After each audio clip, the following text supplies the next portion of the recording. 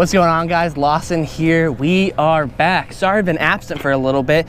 I have basically spent the past 2 weeks laying in bed extremely sick, but finally feeling better now, and we are out ready to do some fishing, and I could not be more stoked. I haven't even gotten to be in my boat or even cast a line in 14 days, so I am so excited to be out here right now. So we got a mystery tackle box with us. If you don't know what mystery tackle box is, they're a subscription-based company, and they deliver a box full of lures to your door every single month, and helps you become a better angler, helps you find new lures that you might never try, and there's some great stuff in here. So we're gonna be scrounging and picking out of this box today, along with some other lures we may throw, but I'm very excited, and today's main goal is I want to see if we can find a triple tail. So it's about 65 degrees out today, maybe a little warmer now, but we had a big cold front hit Florida about 2 or 3 days ago, and in my experience, when a cold front hits and you get a lot of wind coming out of the east, or just a lot of wind in general, it can blow triple tail inshore, and that's what we're looking for today. They're very cool fish if you've never seen them before, and hopefully we can show one off. But if not, we're just gonna see what we can catch. But we're gonna hop on the GoPro, hop up on the cooler, see if we can get on some fish. All right, I'll show you what we're throwing right here. A voodoo shrimp. Now, normally if you guys watch my videos a lot, I almost always am throwing DOA shrimp or sometimes even gulp. I want to try something a little bit different today, branch out, and I want a little bit of a smaller profile. DOAs, they work extremely well, but they're a little bulkier, and triple tail, one, inshore, they're typically pretty small, and they have a tendency to have pretty little mouths. I mean, they only open up about that big. So, you know, you get a 15-inch triple tail, he's not gonna be able to eat a 4-inch shrimp. So the smaller profile might just be what we need here.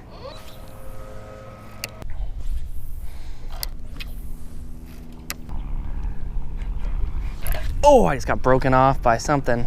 Son of a gun.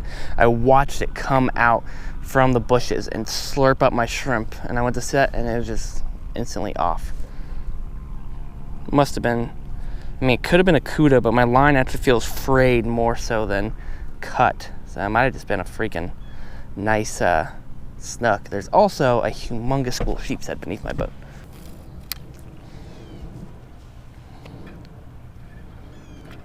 There's the fish. A little snook came out and ate it. Okay, ah, crap. And then there goes a redfish is swimming right underneath it. Come on now, give me a break. I got like a little 14-inch snook on, and then about a 25-inch redfish just swam beneath them. It's all right, it's all right. He inhaled that though. That also makes me think whatever just broke me off. I mean, one, it was in the exact same spot. Oh, and there goes a redfish again, right there. All right, I need to put on some heavier leader. This 12-pound test is not cutting it for me. I think I see another little redfish right up here. There's quite a few of them. I can't tell which way he's facing, to be honest. Oh, spooked him with that cast. All right, so I've been seeing some redfish and snook along this mangrove line here, and I was throwing these small voodoo shrimp, and I freaking had 2 of them, and both of them have been frayed off by snook already within like 5 casts along the mangrove line. And I'm digging through my tackle box, digging around, and I can't really find anything else that I think is gonna work really well. And then I remember, oh, I have a bunch of flies with me. If this is not one of the most beautiful flies you've ever seen, that's a perfect looking shrimp fly. A guy called Southern Style Flies sent me a bunch of them, and super cool of them, and said, all I ask, if you use them and you catch some fish on them, tag me in them. So his link will be below if you guys want to pick up some of these flies. They are immaculate looking right here. So we're gonna see if we can finesse some fish on the fly here, and I think it honestly might work better because I need a small presentation for these little redfish, and they're not even little, but they're just being pretty shy. They're like 25-inch redfish, ones I'd be extremely happy to catch. But I think we need a more subtle presentation and a little fly or a little shrimp to be thrown at them, and the fly is one of the best ways to do that. So that's what we're doing. The shrimp looks unreal. Oh, I am confident that we're gonna get something on this fly here, or on the fly in general. It's a beautiful day. We got really clear water. It is like not much wind at all. It is a perfect day to throw a fly. And what's great too is while we're hopping between all these mangrove heads and crab pots looking for triple tail, and redfish, they all eat the shrimp. So we don't need to do any change up really. Ooh, 2 sheephead sitting right in front of me. They're super close though. I don't know if I'll be able to put a fly on them. They're like literally underneath the nose of my boat right now. Oh, there they all go. I don't even think you guys realize how perfect these conditions are right now for sight casting. Beautiful blue sky, crystal clear blue water. I am just unbelievably happy right now. All we need to do is catch some fish and I'll be even happier. I definitely see a sheephead right here. We'll see if we can get him to eat.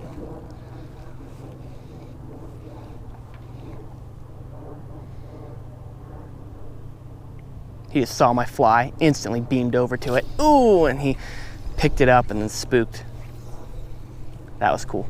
I cannot believe that, I mean, that fly hit the water and then it sunk about level with that sheephead. And the second it was level with him, that sheephead shot from 7 feet over towards the fly to go look at it. You don't think of sheephead as like an aggressive fish, but when you're throwing the right stuff and they're feeding, they're like little black drum practically. Come on, dear Lord, help me find a nice red on the fly. Ooh, something just came out of the mangroves. A nice snook just came out. Ooh, come on, buddy. He's looking at my fly right now. Oh, no, it's a red, it's a red. Oh, come on. He's so nice. Oh, God, he spooked. Damn it, it was like a 27-inch redfish just came out of the mangroves as I was like praying to the Lord that a fish would come out. That was surreal right there. Golly, I don't know what I should have done different. If I need to just let it be dead sticked or what. Something that's hard to relay through the GoPro is how slow I'm moving with my boat right now. I mean, I am just barely bumping my trolling motor every, 20 seconds or so. And I'm just picking apart these mangrove heads and really moving incredibly slow to make sure I don't miss anything, but also to make sure I don't scare anything, because I was moving a little too fast to start, and I realized almost every single fish I'd seen it when it was basically already running away from me, and I was trying to take shots at fish that are already kind of spooked, which you have such a little chance of catching them like that. So now it's slow the game down and really just take my time. I'm retrieving my fly even slower than I was before, and just really looking and thinking about everything I'm doing. I'm not just blindly throwing at the mangroves. I may be blind casting, but I am making casts, watching my fly, and looking out across these flats that I'm fishing on and just looking for any sign of movement.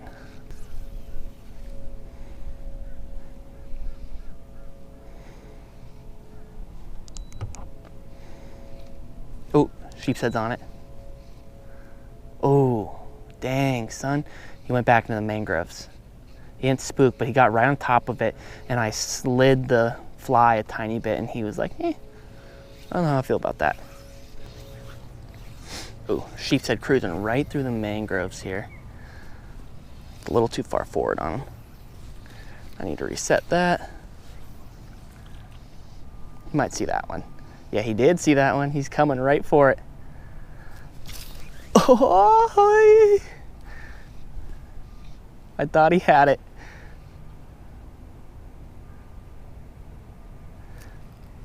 Oh my God, what the? That's so crazy. When you move it, they turn away from it. When you're letting it dead stick, they're just like all over it, like mad. Man, these sheephead are driving me nuts. They come in on the fly so hot and then just sit vertically over it and look down on it and then don't do anything.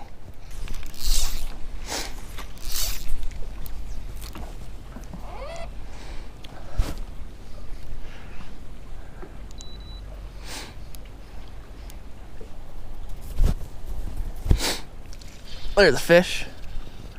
What do we got? Oh, I think it's a sheep.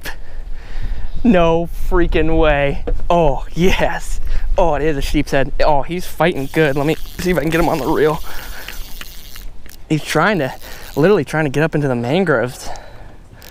Oh my gosh, he must have hammered it. That was the first one that I really just blind casted at him. I didn't even ever see this fish. Oh man, it's crazy how hard these things fight. Like, I think they're just such an underrated fish. It's crazy. Like, look at that. That's a freaking sheep's head on my line. On the fly. This will be my first ever sheep's head on the fly. It has been crazy how difficult it's actually been to try to get one of these things to eat. And I've sight casted at, I mean, over 20 of them probably. And the one that finally hooks up is one that I never even saw, and he just came up and ate the shrimp while it was sitting dead.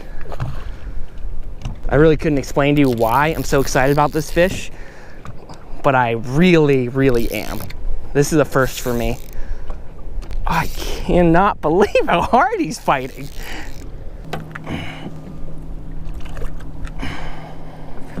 All right, I know this may seem like a silly thing to be so stoked about, but I really am. That's probably about a 15-inch sheep's head, and he's got that beautiful shrimp fly hanging out of his mouth.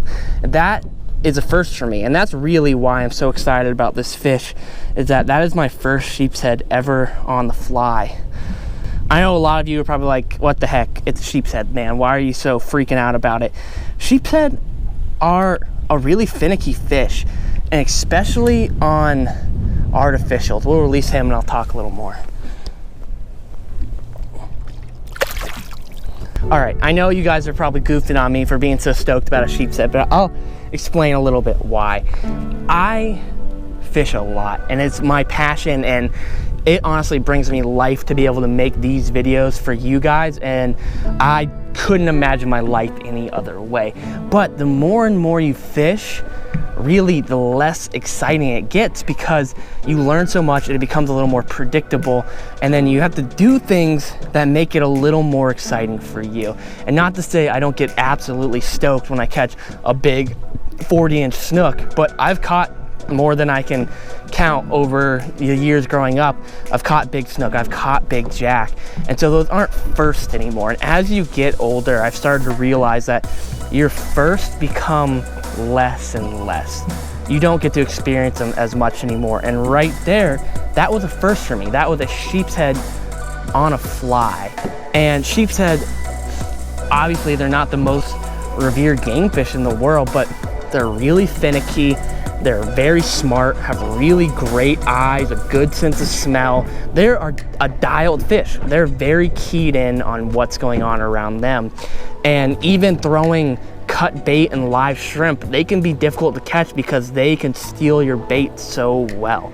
And so I just think it's really cool tricking fish that are smart. And as I've gotten more into different sports fishing, I love catching big jack and big snook and getting to do these trips where I've caught monster cubera and big GT. But you can't neglect the great things about being back home and catching a fish that's just freaking smart.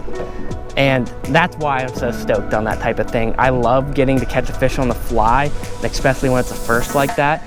And I've thrown at maybe 25 sheep's head today and finally got one to eat. And I'm excited about that. So we are gonna jump back on the cooler, keep throwing, and maybe we'll catch more sheep's head. Maybe we'll find that redfish that I've seen a few of today, but I'm excited. Beautiful hawksbill turtle just swimming right in front of me. That's one of the things that I just love so much about Florida in general, but especially South Florida, is the diversity of things that you see when you're fishing. It might be turtles. I've seen a few manatees today, dolphin, sharks, you know, you get in the back country, you'll see alligators while you're fishing for snook and redfish. And then on top of that, the just immense diversity of fish that are living in this water system. It's just, I mean, really, really special.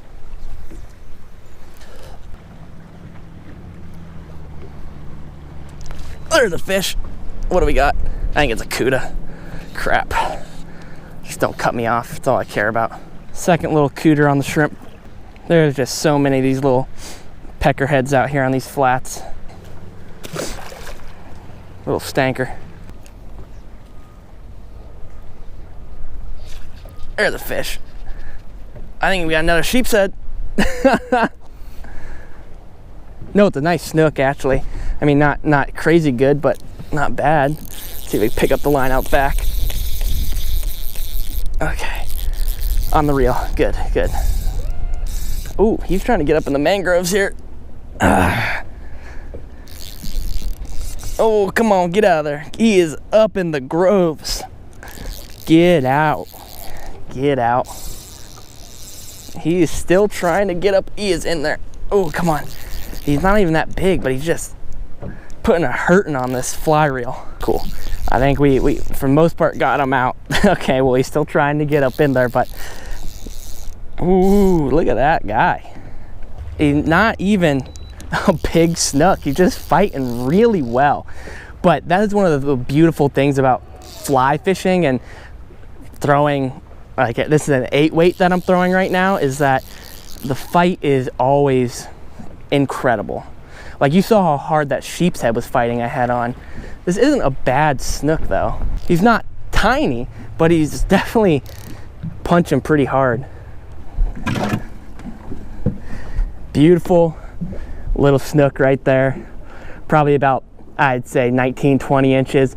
Awesome on the fly. And if you can see that right in there, he has got that fly choked down the gullet, but is barely skin hooked right here. Popped out right there. Nice and easy. What a beautiful, beautiful fish that is. If you're ever curious what my favorite fish in the world to catch is, you're looking at them right there. I would probably say, if you're talking about jack that are close to 30 pounds, they are one of my favorite fish in the world, but in general, snook, you cannot beat them. They are a beautiful, beautiful, wonderful fish. There he goes. You know, today hasn't been the land of giants, but it has been a great introduction to getting back into fishing after being out for about 2 weeks. And I know 2 weeks doesn't seem very long, but when you're fishing almost every single day, even when I don't fish for 3 days, I almost start to feel rusty. So it feels really wonderful being out here, catching some fish on the fly, and just doing it the way we want to do it. It has been an awesome time. There's a nice collection of old dead trees up here about 150 yards down. We'll work our way up to there blind casting, and then once we get to there, we will call it whether we catch something else or not.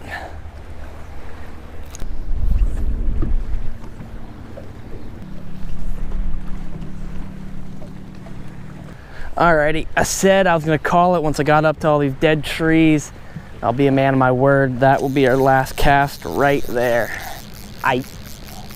We done? Alrighty, I think that'll do it for this morning session. It felt good to get back on the water after, seriously, I've been laying in bed basically for the past 14 days, and it is nice to get back on the water, get throwing, catching some fish. And now, I know today may seem almost a little nonsensical to you guys of how excited I was to be catching sheephead on the fly and small snook on the fly, but it just felt so great to get out here. And you guys know that I'm not an expert fly fisherman. I've been doing it for about a year or so now, and I really just enjoy it a lot. And it was really special today to be able to knock off a new first for me, a sheephead on the fly. And life's about making memories that you're gonna remember. You know, I couldn't remember, you know, a snook I caught a month ago just randomly throwing a spinning rod, but I guarantee you I'll remember catching that sheephead on the fly for a long time, if not for my whole life, because it was a special moment. It was my first sheephead on a fly ever, and that's what life's about, making good memories that make awesome stories. So my challenge to you guys, go out, make some good memories, catch some fish. I appreciate you guys. Until the next video, see ya.